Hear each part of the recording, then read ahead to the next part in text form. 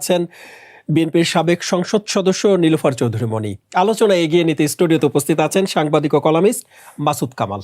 আপনাদের তিনজনকে স্বাগত কালের কণ্ঠের স্টুডিওতে। দর্শক, বিজয়ের ৫৪ বছর পার করেছে বাংলাদেশ। এত বছর পরেও মুক্তিযুদ্ধের ইতিহাস বিভিন্ন সময়ে বিভিন্নভাবে আমাদের সামনে হাজির করা হয়েছে। একটি দল বলছে পাক সেনারা বাংলাদেশের মুক্তিযোদ্ধাদের কাছে নয়, তারা ভারতের সেনাদের কাছে আত্মসমর্পণ করেছিল। তাহলে প্রশ্ন এখন উঠছে যে এই বিজয় আসলে কার? আমাদের আজকে আলোচনার বিষয় এটাই নির্ধারিত হয়েছে, বিজয় তুমি কার। শুরুতেই সুব্রত দা, আমি আপনার কাছে একটু আসতে চাই। পাক সেনারা ভারতের কাছে আত্মসমর্পণ করেছিল, বাংলাদেশের মুক্তিযোদ্ধাদের কাছে নয়, এমনটি জানিয়েছেন বাংলাদেশ জামায়াত ইসলামী সেক্রেটারি মিয়া গোলাম পরোয়ার। তাহলে এতদিন জাতির সামনে যেটা তুলে ধরা হলো সেটি কি ভুল? মনে হয় জামাত ইসলামী বহুদিন পরে ঘুম থেকে উঠেছে। এখন তো অনেক কিছুই আবল তাবল বকা শুরু করেছে। হ্যাঁ, কয়দিন আগে শুনলাম বুদ্ধিজীবী দিবসে বুদ্ধিজীবীদের হত্যা করেছে ভারতীয়রা। কি সুন্দর সুন্দর বয়ান শুরু করে দিছে। এমনকি ৩০ লক্ষ লোক শহীদ হয়েছে, ২ লক্ষ মা বোনের সম্ভ্রম গেছে, এটাও ভারতীয়রা করেছে। এখন রাজাকার আর আল শামসরা আর কোনো কথাবার্তা পাচ্ছে না। এটা কী ধরনের কথা? হ্যাঁ, তখন তো ছিল, জয়েন্ট কমান্ড ফোর্স ছিল, তাই না? অরোরার তো আমাদের সহায় তো তারা ছিল। তা এখানে তো ছিল আমাদের এই যিনি ছিলেন আমাদের মুক্তিযোদ্ধার চিফ ছিলেন lieutenant colonel Usmani, general Usmani. তারপরে ডেপুটি ছিলেন এয়ার ভাইস মার্শাল খন্দকার। তো এয়ার ভাইস মার্শাল তো ওখানে উপস্থিত ছিল। ওসমানী যে কোনো কারণে হোক আসতে পারে নাই, ওনার সেই হেলিকপ্টার গিয়ে নাকি নেমেছে সিলেটে। যাই হোক, এগুলো তাদের ভার্সান আমরা জানি। জাফরুল্লাহ চৌধুরী এইসব বিষয়ে অনেক তথ্য আমাদেরকে দিয়েছে। তা এখন ওখানে তো আমাদের প্রতিনিধি উপস্থিত ছিল। এখন সই তো করবে যিনি চিফ, আর এদিকে যিনি চিফ ছিলেন তারা। এখানে ব্যত্যয় ঘটেছে কি? এই প্রশ্ন তো কেউ কোনোদিন তুলে নাই। আমার তো মনে হয় জামাতিরা অতিকথনের মধ্যে চলে গেছে। আমরা কিছুটা সহনীয় হয়ে গেছিলাম যে আচ্ছা বাবা, ঠিক আছে, অতীতে যারা ভুলভ্রান্তি করেছে বা যারা ডাইরেক্ট আমাদের বিরুদ্ধে কাজ করেছে, গণহত্যায় সহায়তা করেছে, বুদ্ধিজীবী হত্যায় সহায়তা করেছে, মা বোনদের সম্ভ্রমে অনেক সহায়তা করেছে। তো এখন এই প্রজন্ম ৭১-এর পরে যারা জন্মগ্রহণ করেছে, আমি তো তাদের সম্পর্কে বলছি, এরা তো আর যুদ্ধ অপরাধী না। হ্যাঁ, তো এদের পক্ষে আমরা অনেক বয়ান দিয়েছি যে এদেরকে তো আপনি কি নাগরিকত্ব দেবেন না, এদেরকে নাগরিক হিসেবে বের করে দেবেন, স্কুল কলেজ বিশ্ববিদ্যালয়ে পড়াশোনা করতে পারবে না এরা। একটা সময় এরকম ছিল। আমরা কিন্তু এই ছেলে মেয়েদের পক্ষেই বলেছি। এখন একটু সুযোগ পেয়ে তারা তো সে ৭১-এর যে বয়ান ছিল সেখানে চলে গেছে। খুবই দুর্ভাগ্যজনক। আমি মনে করি এগুলো তারা অনেকটা অবচেতন না, সচেতনভাবে এই কাজগুলো তারা করে যাচ্ছে। এখানে একটা তালগোল পাকানোর চেষ্টা করতেছে এবং সামনে যে ১২ই ফেব্রুয়ারি যে নির্বাচন হবে, সেই নির্বাচনটাকে কিভাবে নস্যাৎ করা যায় বা এটাকে প্রশ্নবিদ্ধ করা যায়, সেই ধরনের হিডেন এজেন্ডা বোধহয় এদের আছে। তো আমি আশা করব যে আপনারা এগুলো একটু বক্তব্যগুলো একটু বয়ানগুলো থামান। তা না হলে পরিস্থিতি কিন্তু জটিল হবে এবং সারা দেশের মানুষ কিন্তু আবার ঐক্যবদ্ধ হয়ে যাবে। অতীতে যেমন হয়েছিল, আপনাদের এইসব ভূমিকার কারণে এবং এইসব বক্তব্যের কারণে আবার জনগণ কিন্তু আপনাদের বিরুদ্ধে দাঁড়িয়ে যাবে। আমি আপনার কাছে একটু জানতে চাই যে এই যে মুক্তিযুদ্ধের এত বছর পরে শহীদদের সংখ্যা নিয়ে যে বিতর্ক বা তৈরি হচ্ছে, এই মুক্তিযুদ্ধের বিভিন্ন বিষয় নিয়ে তো আমরা যুক্তিতর্ক করবো হচ্ছে অন্য দেশের সাথে, আমরা নিজেরা কেন তাহলে সেটা সুইসাইডাল, আত্মঘাতী। ওনারা এগুলো কেন করছেন আমি তো বুঝতেছি না। ওনারা নিজেরা বলছে যে ওনারা সামনে পাওয়ার পার্টি হবে, ওনারা কিভাবে রাষ্ট্র পরিচালনা, সৎ লোকের শাসন করবে, কত তো বক্তব্য বিবৃতি দিচ্ছে। আর ইদানিং দেখি রাজনীতির মধ্যেও তাদের নির্বাচনকে কেন্দ্র করে নির্বাচনটাকে কলুষিত করার নানা রকম চেষ্টা হচ্ছে। উপঢৌকন দেওয়া হচ্ছে, আর্থিক সহায়তা দেওয়া হচ্ছে, হ্যাঁ, তারপরে ছেলে মেয়েদেরকে নানানভাবে সহযোগিতা করতে। এগুলো কি এত টাকা পায় কোথায় তারা? এখানে আমাদের বড় বড় ব্যবসায়ীদের সাথে নাকি তাদের একটা সম্পৃক্ততা আছে, ইসলামী ব্যাংক তো আছে, ইসলামী ব্যাংক গ্রুপ যেটা আছে পুরাটাই তো তাদের কন্ট্রোলে। তো এগুলো করার মধ্য দিয়ে আমরা একটু ভেবেছিলাম যে তাদের মধ্যে কোনো চারিত্রিক কোনো পরিবর্তন, মানে রাজনৈতিক চারিত্রিক পরিবর্তন হবে, কিন্তু এটা তো ঘুরে বালি। মানে এখানে রাষ্ট্রের কোনো কিছু করার আছে কিনা? অবশ্যই আছে, রাষ্ট্র এগুলো থামাবে না। উনি যখন এই দিন ওই কথাটা বলেছে, আমি তো মনে করি এটা রাষ্ট্রের বিরুদ্ধে কথা বলা, আমাদের মুক্তিযুদ্ধের বিরুদ্ধে কথা বলা। তারা তো এখন আমাদের মূল জায়গায় আবার আঘাত শুরু করে দিয়েছে। সুতরাং রাষ্ট্র তো তাদের তো সতর্ক করা উচিত। এটা তো সঠিক রাষ্ট্র যদি থাকতো আমার হাতে, বা সরকার যারা পরিচালনা করে, তাহলে তো এই বক্তব্যের জন্যই তো তাদেরকে আজকে গ্রেপ্তার করা উচিত ছিল। ওনারা তো আমার মুক্তিযুদ্ধকেই তো মূল ভিত্তিতে আঘাত হানতেছে এখন। ধন্যবাদ আপনাকে। মুনিয়াপা, আপনার কাছে একটু আসতে চাই যে সুব্রতদা যেটা বললেন যে এরা যখন তখন যেটা খুশি সেটাই বলছে, এদেরকে সতর্ক করা উচিত রাষ্ট্রের পক্ষ থেকে, কিন্তু তারপরও রাষ্ট্র কেন সতর্ক করছেন অথবা রাষ্ট্র কেন ব্যবস্থা নিচ্ছেন না? ধন্যবাদ আপনাকে। যারা শুনছেন আমার শুভেচ্ছা অভিনন্দন, আমার সহ আলোচক বৃন্দদের শুভেচ্ছা। দেখেন, ওই যে কবি বলে গিয়েছিল না কবিতার ভাষায়, কত বড় আমি কহে নকল হীরাটি, তাই তো সন্দেহ নহ ঠিক কাটি। যারা যারা অন্ধ তারা সবচেয়ে চোখে বেশি দেখে। আজ এই যে চোখে বেশি দেখাটা, সব জিনিস এত বেশি দেখতে হয় না। আমার অস্তিত্ব, আমার জীবন ধারণ, আমার জন্ম পরিচয়, এটা নিয়ে যারা বেশি বাড়াবাড়ি করবে, ইতিহাসের রাস্তা করে তারা পতিত হতে বাধ্য। আমি যেই দিন আমি ভারত নিয়ে অনেক রকম সমালোচনা করতে পারি, অনেক রকম। ভারত সত্যি বড় বড় দাদা হিসেবে বড় দাদার মতো কোনো দিন আমাদের সাথে আচরণ করে নাই, অনেক অনেক সমস্যা আছে। বাট স্বাধীনতা নিয়ে ভারত যে কারণেই স্বাধীনতায় আমাদের পক্ষে আসুক না কেন, আমার কাজে লেগেছে, আমার কাজে লেগেছে। আমি নইলে স্বাধীন হতে পারতাম না, আমি এখনো শোষণের মধ্যেই থাকতাম। সো এই জায়গাটায় আমি তার কাছে কৃতজ্ঞ। এই জায়গাটা সেই দিন কে উপস্থিত ছিলেন বা কে ছিলেন না সেটা বড় কথা না। আত্মসমর্পণের আমরা ছবি দেখেছি, আত্মসমর্পণের আমরা দলিল দেখেছি, কারণ ওই সময় আমাদের জন্ম, ওই সময়টা নিয়ে আমরা তো অত কিছু জানি না। আমরা ইতিহাস পড়ে যেটা জেনেছি, যে ছবি দেখে যেটা বুঝেছি। তো যারা আমাদের সঙ্গে এতদিন থাকলো, 9 মাস যুদ্ধ করলো, যারা আমাদের কোটি মানুষকে শরণার্থী শিবিরে আশ্রয় দিল, তারা যদি ওই আত্মসমর্পণের জায়গায় তারাই ধরেন থাকলো, তাতে এমন কোনো ভারত অশুদ্ধ হওয়ার মতো কাজ ছিল না। আমাদের স্বাধীনতার দরকার ছিল। আমরা আমাদের সার্বভৌমত্ব পেয়েছি, স্বাধীন তো আমরাই হয়েছি, আমাদের দেশই তো স্বাধীন হয়েছে। জীবন গিয়েছে আমাদের, গিয়েছে আমাদের নারীরা সম্ভ্রম হারিয়েছে, আমাদের যুদ্ধ শিশু জন্ম হয়েছে। এই এত কিছুর জন্য তারা, এই যুদ্ধ শিশু জন্ম হওয়ার জন্য যারা প্ররোচিত করেছে, তাদের শাস্তি হবে কোথায়? এই আমার ভাই, আমার বাবা শহীদ হওয়ার জন্য যারা প্ররোচিত করেছে, তাদের শাস্তি আমরা যতদিনেই হোক আমরা তাদের শাস্তি দেখব কোথায়? এখন যিনারা যুদ্ধে শহীদ হলেন, যাদের এত বড় ক্ষতি হলো, তারাই যদি এখন মাসুল দেয়, এটা তো তাহলে কি স্বাধীন দেশে আমরা বাস করছি? যে আজকে স্বাধীনতার 54 বছর পরে আমাদেরকে এই প্রশ্নের মুখোমুখি হতে হয়েছে। আপনি দেখেন, আমি সকালে একটা গাড়িতে ছিলাম, ড্রাইভার আমাকে বলছিল, যখন সংসদের উপর দিয়ে যাচ্ছিলাম, বললো যে কালকে আমি এখানে ডিউটিতে আসছিলাম ম্যাডাম, এই জায়গাটায় অনেক জামাতের লোক হয়েছিল। তো আমার কাছে চোখের মধ্যে ভাসছিল যে এই জায়গাটা, এই আপনার সংসদের সামনের জায়গাটা প্রতি বছর কোনো সরকার হিসেবে না, যে সরকারই থাকুক না কেন, সেইখানে বিজয় দিবসে, স্বাধীনতা দিবসে ওইখানে কনসার্ট হতো, ওখানে বিভিন্ন রাতে আয়োজন হতো, মানুষ গিয়ে ওইখানে দাঁড়াতো। নিজের যে সন্তানগুলো যুদ্ধের পরে জন্মগ্রহণ করেছে, এখন তো প্রায় সবাই তাই, তারা গিয়ে ওইখানে নিজেদের মধ্যে যুদ্ধ নিয়ে আলোচনা করতো, তারা ফুর্তি করতে যেত, আনন্দ করতে যেত। সেই জায়গাটাকে এখন কোথায় যে নিয়ে রূপান্তরিত করছে, এটা বড় অন্যায়, ভীষণ বড় অন্যায়। এবং এই অন্যায় যারা মদত দিচ্ছে, সরকার নিশ্চুপ। কেন নিশ্চুপ আমরা জানি না। সরকার তাদের ভাষায় কথা বলে, তাদের মতো করেই চলে সরকার।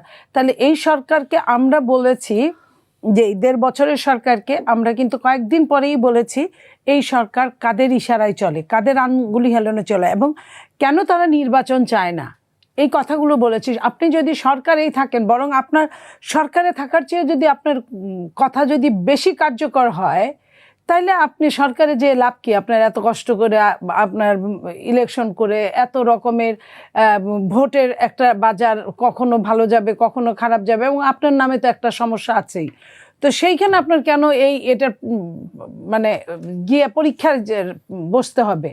তো যে কারণে তারা চায় না, সরকার চেয়ারে থাকতে পারলেই খুশি। আমি 15.5 বছরের ফ্যাসিস্টকেও তাই বলেছিলাম, ফ্যাসিস্ট চেয়ারে বসে আছে আর অন্যরা যা খুশি তাই করছে, পাশের দেশে এসে যা খুশি তাই করছে। তো সেটা বলেছিলাম, আজকে ফ্যাসিস্ট নাই, কিন্তু চেয়ারটা এমন খারাপ যে ওই চেয়ারে যে বসে সেই সব ঘুমিয়ে যায়।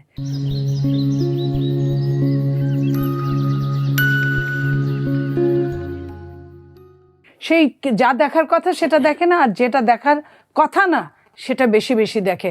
আপনি দেখেন, যখন আপনার কি নাম ছেলেটার, আমাদের হাদি, ওসমান হাদি, জি, উসমান হাদি যখন আপনার মৃত্যুর সঙ্গে পাঞ্জা লড়ে, তখন তাকে তার মার্ডারারদেরকে অন্য দিকে প্রবাহিত করার জন্য মির্জা আব্বাসের দিকে চোখ দিয়ে তাদেরকে এই দেশ ছাড়া করে মার্ডারারদের। আপনার কি ধারণা বাংলাদেশের গোয়েন্দা সংস্থা এত বোকা যে তারা ধরতে পারে না চাইলে?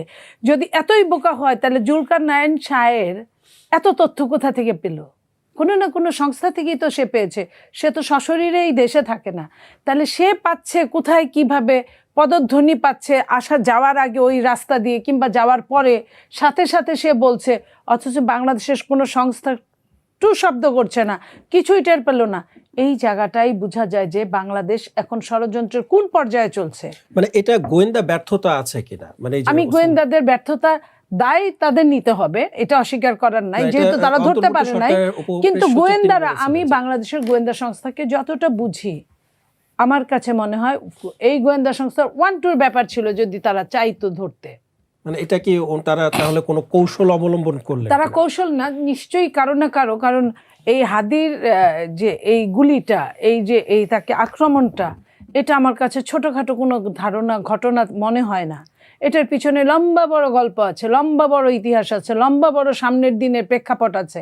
এই 3টাকে আপনি খুঁজে বের করেন, আপনি নিজেই এটার সব কিছু পেয়ে যাবেন। জি, ধন্যবাদ আপনাকে। মাসুদ ভাই, আপনার কাছে একটু আসতে চাই যে বিজয়ের 54 বছর পার করার পরেও কেন আমরা বিকৃতি ইতিহাস প্রতিনিয়ত আমাদের সামনে উপস্থাপন করা হচ্ছে? এটা হলো কি জানেন, আমরা বিকৃত করতে দিয়েছি, যারা বিকৃত করেছে তাদেরকে কিছু বলিনি, তাদেরকে হাততালি দিয়েছি, এই জন্য এটা হতে পেরেছে। এছাড়া তো আর কোনো কারণ নাই। কেউ সঠিক ইতিহাসটা মানতে চায়নি, কেউ সঠিক ইতিহাসটা লিখতে চায়নি, কেউ সঠিক ইতিহাসটা বলতে চায়নি, এই বলে কারণ, আর কোনো কারণ নয়। এখন আমাদের নতুন করে শুনতে হচ্ছে কতৃপক্ষ মূর্খের কাছে যে আমাদের নাকি স্বাধীনতা যুদ্ধে 2000 লোক মারা গেছে, এবং ওইটাকে আবার জিন্দাবাদ বলার মতো, ওইটাকে সহমত বলার মতো আরও গণ্ডমূর্খ এই দেশে ছড়াই ছিটে আছে। এবং এটা বলার জন্য তাকে টাকা দেওয়া হয় যে তুমি এগুলি বলো, তুমি একটা বয়ান শুরু করে দিবা, তারপরে এটা নিয়ে আমরা আলাপ করবো। একটা ইউনিভার্সিটির ভিসি বলে, একটা ইউনিভার্সিটির প্রো ভিসি বলে যে বুদ্ধিজীবীদেরকে পাকিস্তানিরা মারে নাই। পাকিস্তানিকে তোর বাপ লাগে নাকি বেটা? ওর বাপ লাগে পাকিস্তানিরা মারে নাই? এগুলি বললে পরে মাথার রক্ত উঠে যায়। জানেন কে মেরেছে বুদ্ধিজীবীদেরকে? কে মেরেছে? বাসা থেকে যখন ডেকে নিয়ে গেছে, ওখানে তার সন্তান ছিল, তার স্ত্রী ছিল, পরিবারের লোকজন ছিল, তারা সবাই দেখেছে, সবাই বলেছে অমুকে নিয়ে গেছে। এখন ওই লোককে পাকিস্তানি হয়ে গেল, সে ওই লোক ভারতীয় হয়ে গেল। এরা বলতেছে এগুলো, আবার এগুলো হাততালি দিচ্ছে। হাততালি দেওয়ার অনেক লোক আছে। একমাত্র যুক্তি পাইছে কি, ওইখানে ওসমানী ছিল না কেন? কোনো খবর রাখে? কালকে দেখলাম বিশাল এক দিছে, লজিক দিছে, মানে লজিকের আর শেষ নাই। যে নরেন্দ্র মোদী কেন বললো এটা তাদের বিজয় হয়েছে? তাদের বিজয় হয় নাই, জানে, ইতিহাস জানে। 3 তারিখ আমি বলি নরেন্দ্র মোদীর যে বলাটা এবং হচ্ছে মিয়া গোলাম পরোয়ার, মানে একই সাথে বলতেছি, শুনেন, এরা তো মানে ইতিহাসের একটা অংশ দেখে আর একটা ঢাইকা রাখে। না দেখলেও বুঝতাম যে একটা দেখে একটা দেখে না, একটাকে দেখে আর একটা ঢাইকা রাখে, যাতে নাকি অন্য কেউ দেখতে না পারে। 71-এ কি ঘটছিল হিসাবটা বুঝতে হবে আপনাকে। 71-এ আমাদের দেশের লোকজন মুক্তিযুদ্ধ যারা করেছে, অস্ত্র পাইছে কই? অস্ত্র কি পাকিস্তানে দিছে? অস্ত্র পাইছে কই? অস্ত্র ইন্ডিয়ার কাছে পাইছে। ট্রেনিং পাইছে কোথায়? ইন্ডিয়ার কাছ থেকে পাইছে ট্রেনিং। ঠিক আছে, আমাদের মুক্তিযোদ্ধারা মুক্তিযুদ্ধ করতেছিল, এর মধ্যে ইন্ডিয়া ইনভলভ হলো কেন?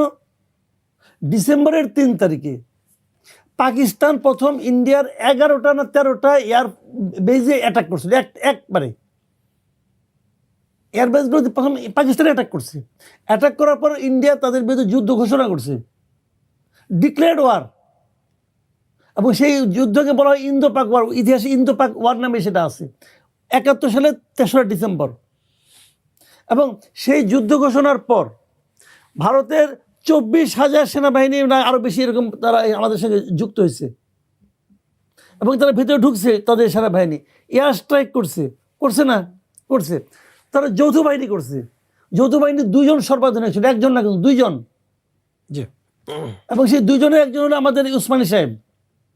এখন পাকিস্তানি বাহিনী বলতেছে যে তারা একদিন আগেও বলছে তারা পথ করবে না, সারেন্ডার করবে না। যখন তারা সারেন্ডার করতে রাজি হলো, ওই সময় হাতের কাছে ওই 2 জনের 1 জন ছিল, তার কাছে সারেন্ডার করছে। প্রবলেমটা কি হয়েছে? আমরা কি মুক্ত হই নাই?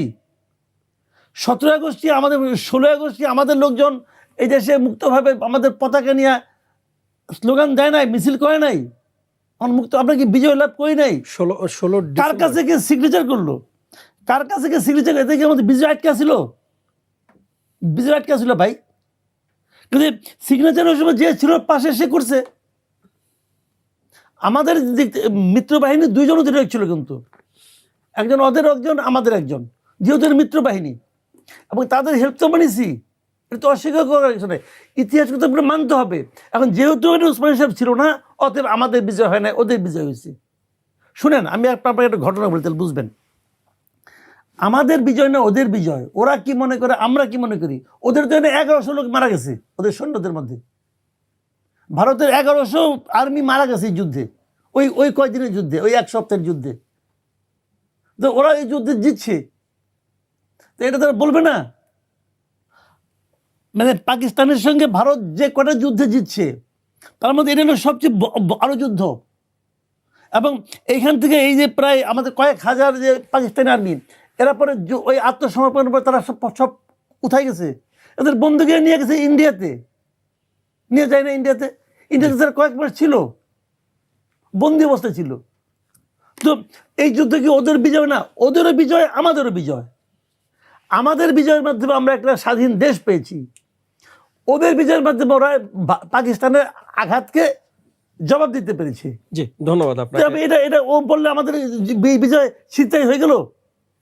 এরা এইগুলি বললে একটা ক্যামাফ্লেজ তৈরি করে তারা বোঝানোর চেষ্টা করে যে আসলে 71 যুদ্ধটাই ভুল ছিল।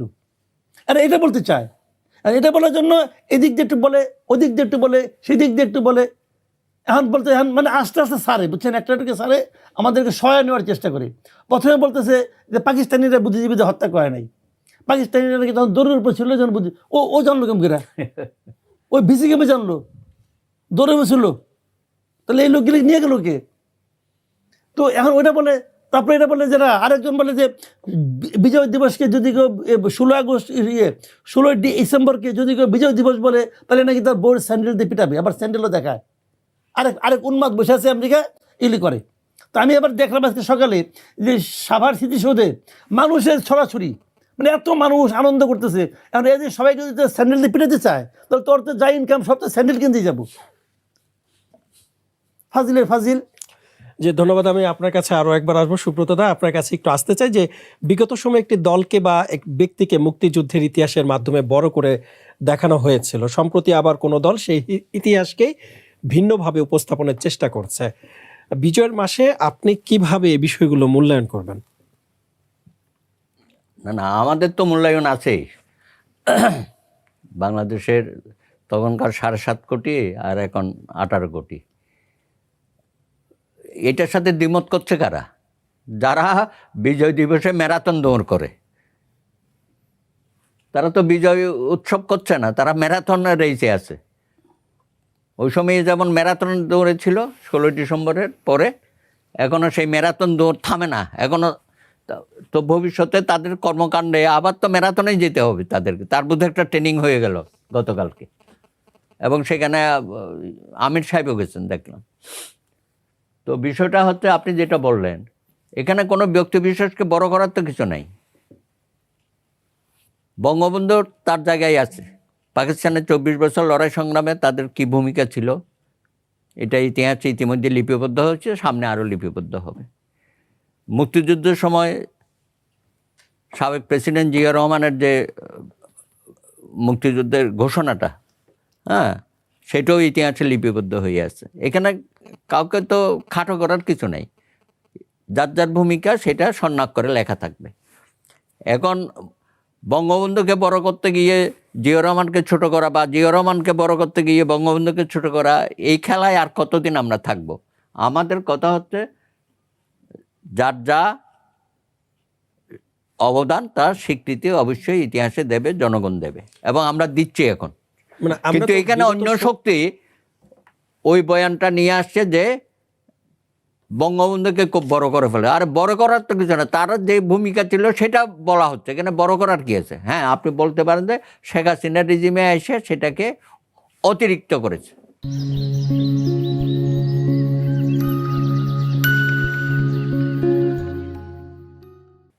অতিরিক্ত করতে গিয়ে সেই আমি বলবো যে শেখ হাসিনা বরঞ্চ বঙ্গবন্ধুকে খাটো করেছে। হ্যাঁ, সেই কারণে বলা হচ্ছে যে না, ওনারে মহামানব বানিয়েছিল। হ্যাঁ, এবং সেই মহামানবের আশেপাশে যারা ছিল তারও হয়তো অনেক বড় কিছু হবার চেষ্টা করেছে। তো আসলে তো দিন শেষে দেখা যাচ্ছে যে এটা সঠিক ছিল না। হ্যাঁ, সুতরাং এখন আইসা যদি আমরা বিতর্কের মধ্যে আমরা জড়াই, 55 বছর আমাদের বিজয় আমরা উদযাপন পথে বেরোলাম। হ্যাঁ, এখন যদি আবার নতুন করে এইসব বিতর্ক হয়, তার মানে কি আমরা দেশটা গর্ব কখন? আমাদের স্বাধীনতা সার্বভৌমত্বের কথা আমরা বলি, তো আমাদের তো ঐক্যবদ্ধ থাকতে হবে সব কিছু মোকাবিলা করতে গেলে। আমাদের গণতন্ত্র এবং গণতান্ত্রিক প্রতিষ্ঠানগুলোকে গড়ে তুলতে হবে। অনেক কিছু আছে। আমরা রাষ্ট্র সংস্কারের কথা বলি, 24শে জুলাইয়ের আমাদের যে একটা অঙ্গীকার যে আমরা রাষ্ট্র সংস্কার করব, আমরা নিজেদের দলগুলোকে সংস্কার করব, হ্যাঁ, প্রতিষ্ঠানগুলোকে সংস্কার করব, একটা উন্নত মানের বাংলাদেশ, মানবিক বাংলাদেশ, বৈষম্যহীন বাংলাদেশ। 54 বছরে পারি নাই, এখন না পারলে তার কখন পারবো? সুতরাং এই কাজটা আমাদেরকে করতে হবে সবাই মিলে। আমাদের মধ্যে প্রতিযোগিতা, আমরা তো একে অপরের শত্রু না, কিন্তু কথাবার্তায় মনে হচ্ছে একজন আরেকজনকে শত্রু মনোভাব নিয়ে আমরা মাঠে এসেছি। রাজনীতিতে প্রতিপক্ষ থাকবে, আমাদের প্রতিযোগিতা থাকবে, সেটা যেন এমন কিছু না হয় যে রাষ্ট্রে কুটারাঘাত হয় মূল জায়গাটাই। এই ধরনের বিতর্ক নিজেরা করার মাধ্যমে কি দেশের ভাবমূর্তি বহির্বিশ্বে তো আমাদের খাটো? অবশ্যই। এখন আবার নতুন করে এইসব বিতর্ক করার অর্থটা কি? আমাদেরকে খাটো করা হচ্ছে। জাতীয়ভাবে আমাদের যে অর্জন 52 সাল থেকে ধীরে ধীরে এবং বাংলাদেশ হওয়ার পরেও যে কয়টা অর্জন হয়েছে আমাদের 90 থেকে শুরু করে বা তো এগুলোকে খাটো করার অর্থটা কি? অর্থটা হচ্ছে আমরা যেই তিমিরে ছিলাম সেই তিমিরেই আবার যাচ্ছি। এই জায়গাটায় আমাদের সাবধানতা অবলম্বন করা দরকার প্রত্যেকেরই, আমরা যারা রাজনীতির মাঠে আছি।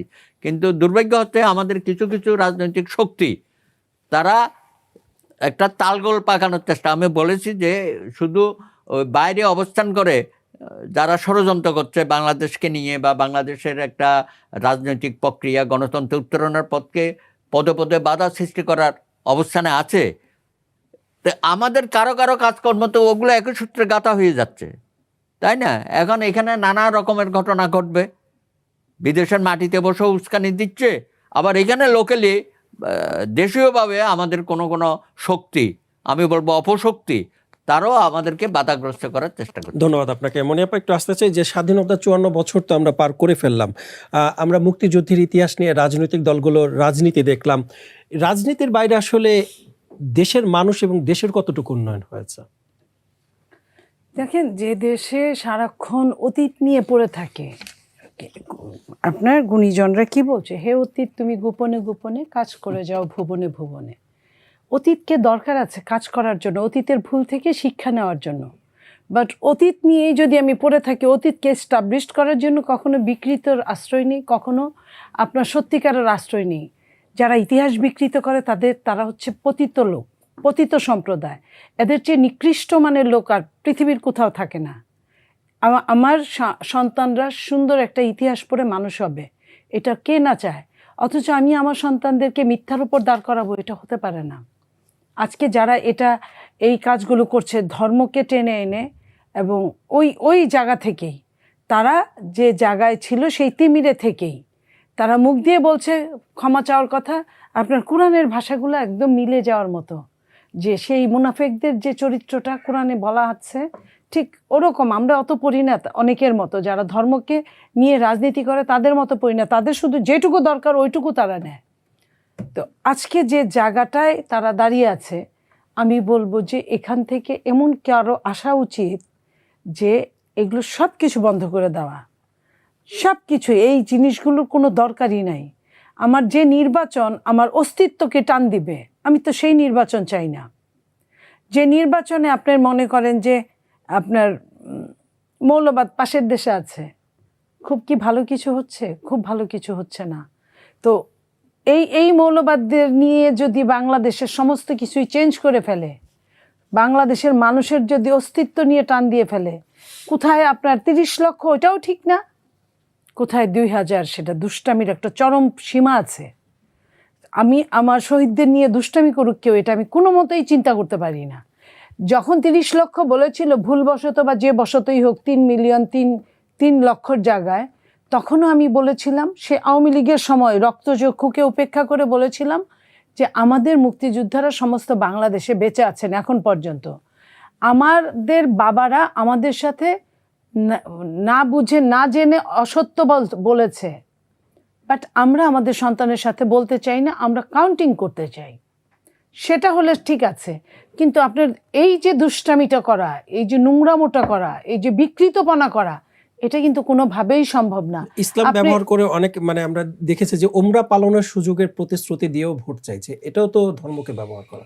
শুধু কি তাই, যখন যার যেটা লাগে সেইখানে গিয়ে আপনার মহিলা কি দেখলাম, মহিলা গিয়ে বাচ্চার মাকে ডাকলো, বাচ্চার মাকে ডাকার পরে বাচ্চার মা আসলো, যখন সুন্দর সুন্দর কথা বললো যে আপনি বেহেশতে যেতে পারবেন, আপনি আমাদের দিকে একবার তাকান, সেই বাচ্চার মা চুপ করে আছে। ভোটার যে হঠাৎ করে বাচ্চার মায়ের হাতটা নিয়ে বাচ্চার মাথার উপর দিয়ে বলে যে আপনি আপনার শিশুর মাথায় হাত রেখে বলেন ভোটটা আমাদের দিবেন। মানে কোন পর্যায়ে চলে যেতে পারে একটা সম্প্রদায়, যে একটা ভোটের জন্য তারা কি না করছে। এবং ঠিক একই অবস্থা বিশ্ববিদ্যালয়ের ভোটগুলা, যে মানুষটা পাবলিক বিশ্ববিদ্যালয়গুলা কারা পড়ে, যারা মেধাবী, যারা অন্য কোনো প্রাইভেট বিশ্ববিদ্যালয়ে পড়ার মতো যাদের সাঙ্গতি নাই, তাদেরই অনেকেই পড়ে। মেধাবী অথচ তার ক্ষমতা আছে, তারা কিন্তু পড়ে না। তাদের ওইখানে গিয়ে যার যে সমস্যাগুলো ধরে 1 বছর 2 বছর যাবৎ তারা ইলেকশন করছে, কারো টাকা লাগলে টাকা দিচ্ছে, কারো ভ্যান লাগলে ভ্যান কিনে দিচ্ছে, কারো মারামারি লাগলে মারামারিটা ওইখানে টাকা দিয়ে মিটাচ্ছে, এবং ফিউচারে চাকরি নিশ্চয়তা দিচ্ছে, তার বাচ্চার পড়ালেখার সমস্ত দায়িত্ব নিচ্ছে। এই যে এই ধরনের উৎকোচ, এই যে পরোক্ষ উৎকোচ, চুরি করে উৎকোচ, এগুলা করে করে এখন জাতীয় নির্বাচনেও তারা এই জায়গাটায় আসছে। কারণ তারা তো ক্যাডার বেস পলিটিক্স করে, তারা তো গণতন্ত্রের রাজনীতি করে না। গণতন্ত্রের রাজনীতি, আমার যে ধরেন দাদা আমাদের বস, আমি দাদার কথার সাথে একমত না, আমি কিন্তু স্পষ্ট বলতে পারি, যেটা আমি বিএনপি করি আমি বলতে পারি আমার নেতার এই জায়গায় আমি একমত না, এটা বলতে পারি। কিন্তু ওইখানে কিন্তু বলার কোনো সুযোগ নাই। তারা কি বলে, 11th আওয়ারেও যদি তাদের নমিনেশন দিয়ে যদি উজ্জ্ব করে, যেমন করেছে কোনো এক জায়গায় ওই হবিগঞ্জেই অলিউল্লাহ নুমানকে দিল না, তারা এসে ফুলের মালা দিয়ে, এটা কিন্তু মন থেকে করে নাই, এটা তার উপর নির্দেশ, এটা করেই সে বড় হয়েছে। কারণ সে অন্য জায়গায় দায়বদ্ধ, তাকে তো একদম রুট লেভেল থেকে তুলে আনছে, ওই শর্ত দিয়েই তুলে আনছে, তুমি আমার কথার দ্বিরুৎ করতে পারবা না, আমার কথার বাইরে তুমি যাইতে পারবা না। এটা হলো নির্দেশিত রাজনীতি, নির্দেশ পালনে বাধ্য থাকিব। এটা হলো আর্মি বেস পলিটিক্স। বলছিল না আপনার জামাতের আমির যে আপনাদের সঙ্গে আমাদের মিল আছে, মিলটা হলো এইখানে আপনার সৈনিকদের যেমন থাকে যে সে তার বসের কথা মানতে বাধ্য, সেখানেও কিন্তু কিছু নিয়ম থাকে যে চরম অন্যায়, রাষ্ট্রদ্রোহিতার অন্যায় বসের কথা শুনতে পারবে না, কিন্তু এইখানে ওইটাও নাই। এইখানে চোখ বন্ধ করে খালি আপনি হুকুম পালন করবেন, এটা কোনো রাজনৈতিক দল না, এটা হুকুম পালন করার দল। তো তারা যখন এই ধরনের কথা বুঝে শুই না লোকজন নিয়ে বলে যে 2000, এই 2000কে এস্টাবলিশ করার জন্য ওরা 4000 লোক মারে ফেলতে দ্বিধা করবে না। ধন্যবাদ আপনাকে। মাসুদ কামাল ভাই, একটু আসতে চাই আপনার কাছে। নীলুফার চৌধুরী মনিয়াপা যেটা বললেন যে আচরণবিধি লঙ্ঘন করছে কিনা জামায়াত, যে বাসায় যে তারা ভোট চাইছে এবং ভিন্নভাবে ভোট চাইছে, অনেক জায়গায় হচ্ছে ওমরা পালনের সুযোগের প্রতিশ্রুতি দিয়েও ভোট চাচ্ছে, এগুলো আচরণবিধি লঙ্ঘনের মধ্যে পড়ছে কিনা? এটা না, আমি ঠিক কনফিউজ এই জায়গাটাতে। আমি জায়গাটাতে আসলে একটু কনফিউজ, কারণ এক একজনের তো এক একটা স্টাইল আছে। অনেকে আছে ধমক দিয়ে ভোট চায়, ভোট না দিলে এলাকায় থাকতে পারবে না, সবাগুন দিয়ে পুরো একদম এরকম ধমক দিয়ে ভোট চাওয়ার লোক আছে না বাংলাদেশের ইতিহাস নাই? দেখেন নাই যে ভোট চায়, এরা লোভ দেখে ভোট চায়। এখন এটা চায়, এখন আবার শুনতেছি যে প্রার্থীদেরকে নাকি সবাইকে নিরাপত্তার সাথে অস্ত্র দেওয়া হবে। সবাই যদি অস্ত্র নিয়ে যায় তখন তার নিরাপত্তার স্বার্থে এক হাতে অস্ত্র থাকবে আর এক হাতে ভোট চাবে। এটা কী অবস্থা হবে আমি বুঝতে পারছি না। ডাইন হাতে অস্ত্র, তার নিরাপত্তা, বাম হাতে ভোট চাবে। এখন ভোটার দেখবে কি অস্ত্র হাতে আসছে ভোট চাইতে। সালাটা যদি ঝিলঝিলা থাকে যে এই পাশ থেকে সব দেখা যাচ্ছে তুমি কারে ভোট দিচ্ছ, তাহলে কি হবে ভাই? কাজে ভোট চাওয়ার যার যার টেকনিক, আমরা টেকনিকটা নিয়ে আলোচনা করতে পারি। আমরা এটা নিয়ে আলোচনা করতে করতে মানুষকে বুঝাতে পারি যে এই যে করতেছে এটা কিন্তু একদিনের দৃশ্য। আপনারা কিন্তু প্রতি বছর ওমরা পাঠাবে না, ওমরা পাঠাবে একজনকে, পাঠাবে বাকি সবাইকে ভোট টোট নিয়ে পরে আর আপনি পাবেন। এটা যদি আপনি বুঝাইতে পারেন আপনি পাল্টা, এটা তো একটা স্ট্র্যাটেজি, যার যার স্ট্র্যাটেজি। এখন নির্বাচন কমিশন কিছু কিছু মানে নিয়মকানুন করে দিচ্ছে, ওটাকে আমি বলি বজ্র 21 টাকারও আর কি, যে 10 টাকার বেশি খরচ করতে পারবে না ভোটার পিছু। এখন উমরা করতে যদি 10 টাকা যদি উমরা হয়, অসুবিধাটা কি? হোক, প্রবলেম তো নাই কিছু। এখন এইগুলো হচ্ছে বাংলাদেশে, যেখানে অশিক্ষার পরিমাণটা বেশি সেখানে এগুলো হতেই থাকবে। এখন আপনি অন্যদেরকে শিক্ষিত করেন, বই পদ্ধতিতে শিক্ষিত করা দরকার নেই, জ্ঞান দিয়ে শিক্ষিত করেন, বোঝান যে এইটা আসলে ভোট পাওয়ার কোনো ক্রাইটেরিয়া হতে পারে না। আর আপনি শিখাইতে পারবেন না, খেলে হাহুতাশ করবেন, এটা আবার ঠিক না। শিখান আপনি, কিন্তু ও তো করবে, আপনি আজকে না করবেন লুকে লুকে করবে।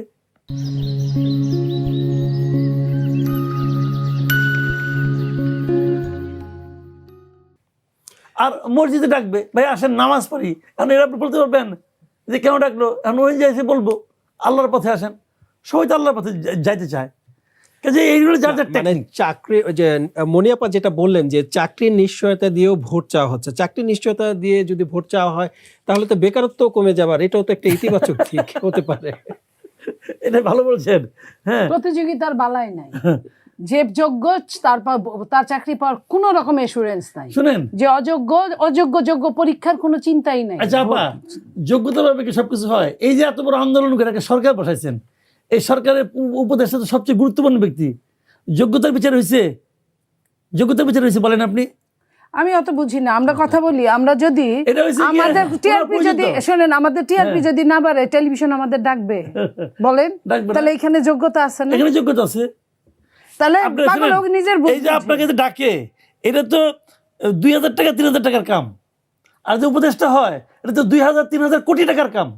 আপনাকে বুঝতে হবে বড় কাজগুলো এইভাবে হয়।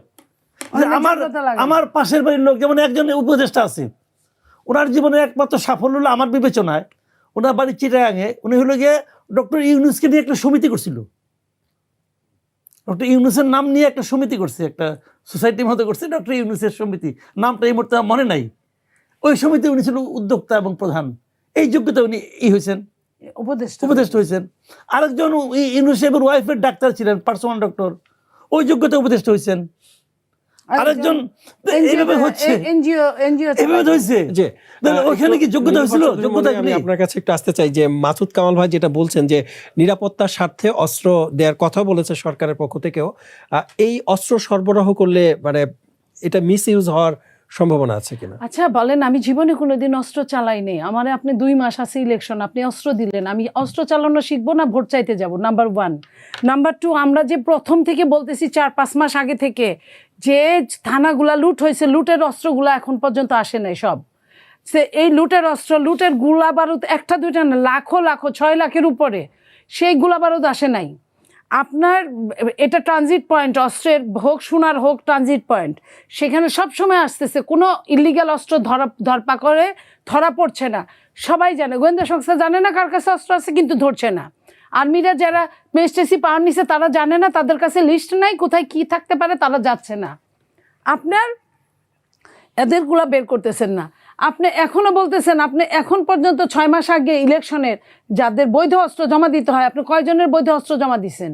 আপনি সেই দিন যে যে যে পদত্যাগ করলো আপনার উপদেষ্টা, 2টা অস্ত্র, তার 2টা অস্ত্র কি একজন উপদেষ্টা ইলিগালি 2টা অস্ত্র নিয়েছে? আচ্ছা নিল, উপদেষ্টা হিসেবে তার বয়সে না কুলাইলেও নিল। এখন যে সে সাধারণ মানুষ, একটা অস্ত্র কি জমা দিছে? আপনি আমি পড়ি নাই, একটা অস্ত্র তো সে জমা দেয় নাই। সো এই জায়গাগুলায় আপনার অস্ত্রের ঝনঝনানির বাইরে এত, এরপরে যদি আপনার 5 জন করে যদি ধরি, 300, 3 5 1500 ক্যান্ডিডেট, আমি 5 জন করে মিনিমাম ধরলাম এক একটা আসনে, 1500 অস্ত্রের আপনি লাইসেন্স দিচ্ছেন, যে লাইসেন্সে অস্ত্র থাকবে একজনের হাতে আর অস্ত্রের লাইসেন্স হবে আরেকজনের হাতে। তাহলে আপনার কি হতে পারে? আপনি একবার চিন্তা করছেন আপনি অস্ত্রের উপরে বসে থাকবেন? বিদেশে অস্ত্রের লাইসেন্স লাগে না, কিন্তু তারা অস্ত্র কিভাবে চালনা করতে হয় এবং কখন চালনা করতে হয় নিজেকে ঠান্ডা রেখে করে। আর বাংলাদেশের মানুষ যদি একটা গুলি সামনে পায়, সে কিভাবে ব্যবহার করতে হয় ওইটাও ভালো মতো জানে, একজনকে মাইরে ওইটা ব্যবহার করে। তাহলে আপনি বলেন যে এত অস্ত্রের ঝনঝনানির মধ্যে আপনার এই চিফ অ্যাডভাইজার সহ অ্যাডভাইজারিং কমিটি বোর্ড, তারা কি আদৌ নির্বাচন চায় না আদৌ অস্ত্রের ঝনঝনানির উপর বাংলাদেশ ঝরঝর করে ভেঙে পড়ুক সেটা চায় বলেই কি বলেছে যে ঐতিহাসিকভাবে নির্বাচন হবে? এটারে কি ঐতিহাসিক নির্বাচন বলে?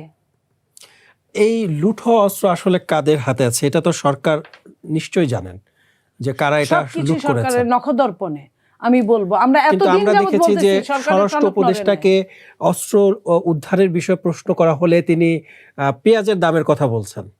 শোনেন, এই তো সেই উপদেষ্টা, আপনার জামাত যদি এই 1.5 বছরে একটা ভালো কাজ করে, শিবির তার একটা কাজ করছে, শিবিরের ডাকসুর ভিপি স্বরাষ্ট্র উপদেষ্টারে সামনে দাঁড় করায় রেখে বলছে স্বরাষ্ট্র